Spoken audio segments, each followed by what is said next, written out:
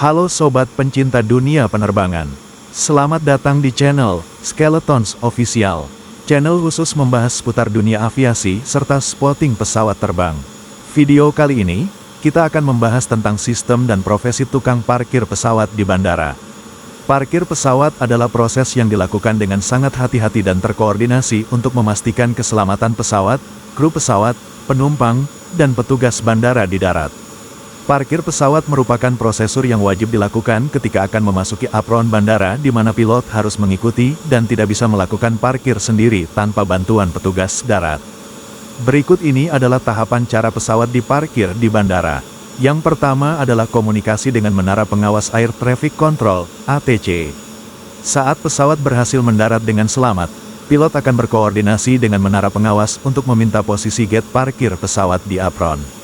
Petugas ATC yang sudah mendapatkan informasi gate parkir dari petugas Apron Movement Control, AMC, akan memberikan informasi mengenai gate atau stand yang telah ditentukan kepada pilot.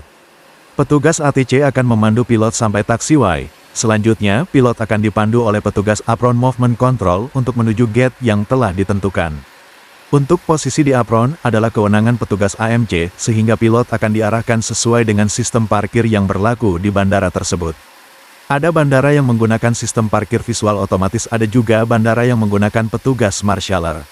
Di banyak bandara modern, selain bantuan marshaller, digunakan parkir dengan sistem VDGS atau Visual Docking Guidance System. Memberikan panduan langsung kepada pilot melalui layar digital. Teknik parkir pesawat dengan VDGS, Visual Docking Guidance System, adalah metode modern untuk memandu pesawat ke posisi parkir yang benar di apron. Sistem ini menggunakan alat visual elektronik yang memberikan informasi kepada pilot secara real-time untuk memposisikan pesawat dengan tepat.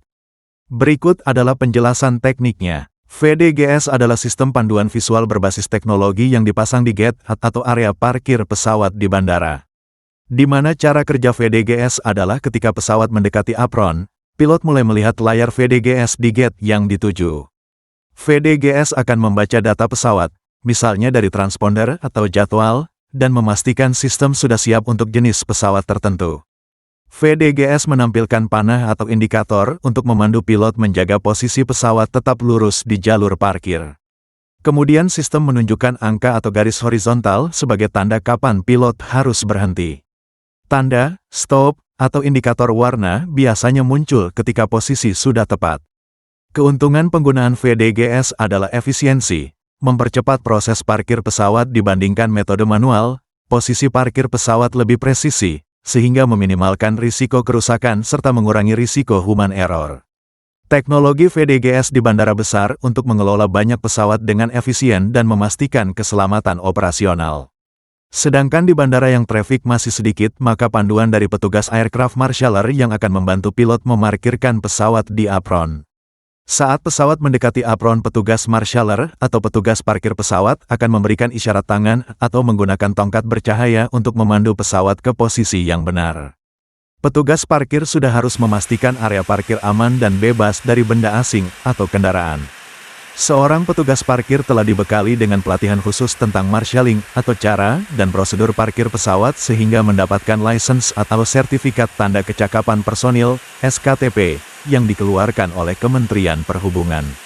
Petugas parkir pesawat, marshaller, bisa berasal dari petugas Apron Movement Control, AMC, bisa dari petugas airlines serta bisa juga dari petugas ground handling. Hal ini tergantung pada kondisi di suatu bandara serta kesediaan personil yang memiliki license di bandara tersebut. Mungkin ada sebagian yang penasaran, berapa sih gaji tukang parkir pesawat? Hal ini tidaklah bisa disamakan mengingat kondisi masing-masing bandara serta instansi petugas parkir juga beda-beda, sehingga tidak bisa disamakan. Akan tetapi setiap personil yang memiliki sertifikat tanda kecakapan personil pastinya akan dibayar lebih dibandingkan petugas biasa yang tidak memiliki STKP.